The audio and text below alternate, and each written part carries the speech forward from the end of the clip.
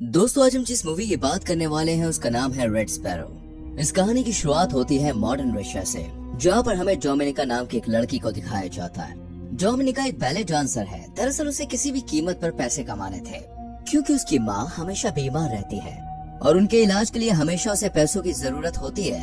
एक दिन जब वो परफॉर्म कर रही होती है तो उसका पार्टनर गलती से उसके पैर के ऊपर पैर रख देता है, जिससे उसके पैर की हड्डी टूट जाती है। इसी घटना के साथ उसका डांसिंग करियर हमेशा के लिए खत्म हो जाता है, जिससे उसे बहुत दुख होता है। उसे नहीं पता कि अब वो कैसे पैसे कमाएगी और अपनी माँ का इलाज कैसे करवाएगी। कुछ महीने बीत जाते हैं और उसका पैर ठीक हो जाता है। एक दिन उसके अंकल, जिनका नाम इवान होता है, वो उसके पास आते हैं। दरअसल वो रशिया की सीक्रेट एजेंसी में डायरेक्टर हैं। वो डोमिनिका को कहते हैं कि मुझे तुम्हारी मदद की जरूरत है, तुम मेरे साथ काम करो। पर डोमिनिका साफ साफ मना कर देती है। उसके अंकल उसे बताते हैं कि तुम्हारे पैर का एक्सीडेंट हुआ नहीं था, बल्कि जानबूझकर तुम्हारे पैर की हड्डी को तोड़ा गया था, और जिसने ये किया था वो तुम्हारी दोस्त है। उसने ऐसा इसलिए किया ताकि वो डांसिंग में तुम्हारी जगह ले सके। ये सुनकर डोमिनिका को बहुत दुख होता है और बहुत गुस्सा भी आता है। वो अपने दोस्त के घर जाती है और उसे बुरी तरह से मारती है। इसके बाद एक बार फिर से वो अपने अंकल इवान से मिलती है और उनसे पूछती है मुझे क्या करना होगा।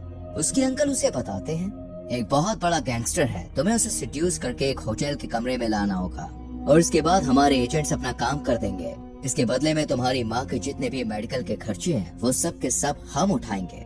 और अब डोमिनिका उसकी बात मान जाती है। वो उस गैंगस्टर से एक बार में मिलती है जहाँ पर उसे सिड्यूस करती है। इसके बाद वो गैंगस्टर उसे होटल के कमरे में ले आता है और यहाँ पर इस वक्त कोई भी नहीं पहुँचा होता है, इसलिए वो आदमी जबरदस्ती उसकी इज्जत लूट लेता है, जिससे डोमिनिका को बहुत दुख होता है, क्योंकि उसे सिर्फ उस आदमी को सिड्यूस करना था। अब यहाँ एजेंट आता है और उस गैंगस्टर को मार देता है। पर डोमिनिका के साथ जो हुआ वो उस बात से टूट गई है। वो अपने अंकल के पास जाती है और कहती है कि आज के बाद मैं ये काम कभी भी नहीं करूंगी।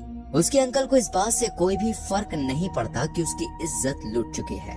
वो कहते हैं कि अब तुम्हें हमारे राज के बारे में पता चल चुका है कि हम किस तरह का काम करते हैं, यानी कि तुम भी अब इस सीक्रेट एजेंसी का हिस्सा बन चुकी हो, और अगर तुमने हमारे साथ काम नहीं किया तो तुम्हें मार दिया जाएगा, क्योंकि तुम हमारे सारे राज जान चुके हो। वहीं दूसरी तरफ हमें मॉस्को में नेट नाम के एक लड़के को दिखाया जाता है, जो एक अमेरिकन जासूस है। नेट एक आदमी से मिलता है जिसे वो मार्वल कहकर बुलाता है। दरअसल दोस्तों, ये नेट को खबरें देता है और वो उसे कुछ खबर देकर वहाँ से निकल जाता है।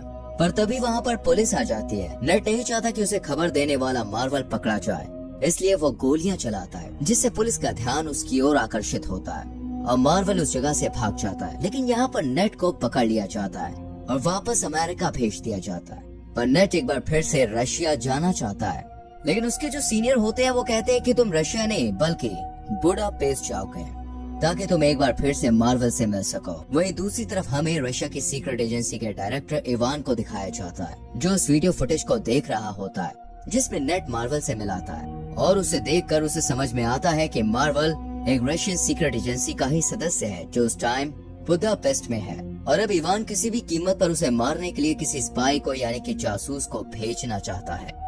वो डोमिनिका जाता है और उससे कहता है कि तुम्हें बुडापेस्ट जाकर मेरा एक काम करना होगा, और सबसे पहले तुम्हें इसके लिए ट्रेनिंग लेनी होगी।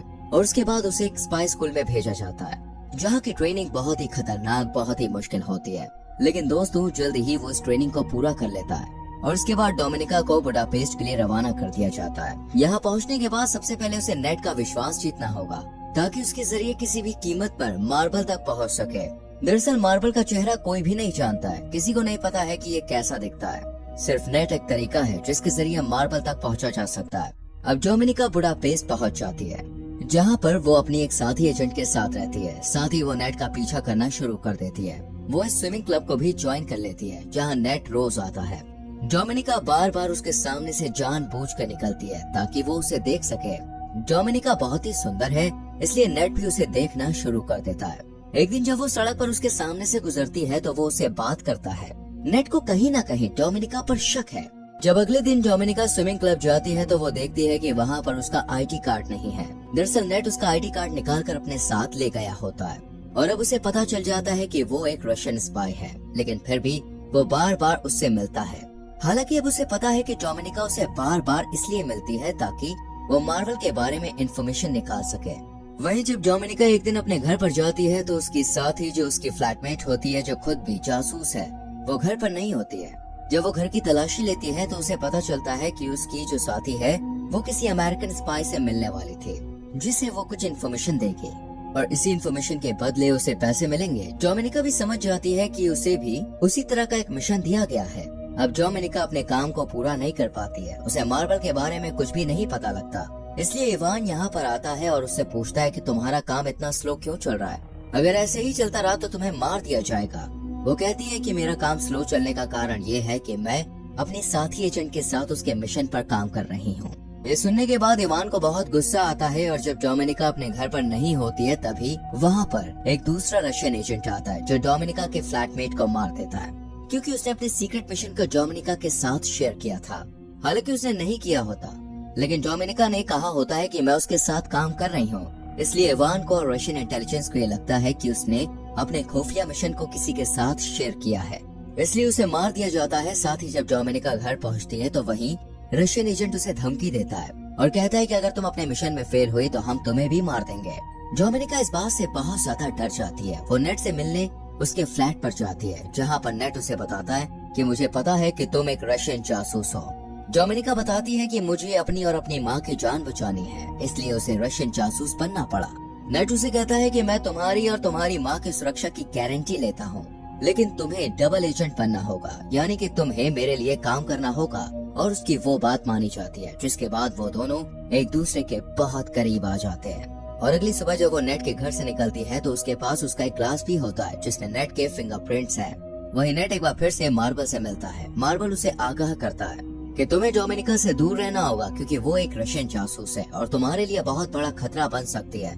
लेकिन नेट उसकी बात नहीं मानता है और उसे अपने साथियों से भी मिलवाता है, जहाँ पर डोमिनिका कहती है कि मैं तुम्हारे लिए काम करूंगी, लेकिन इसके बदले मुझे $30,000 देने होंगे तुमको।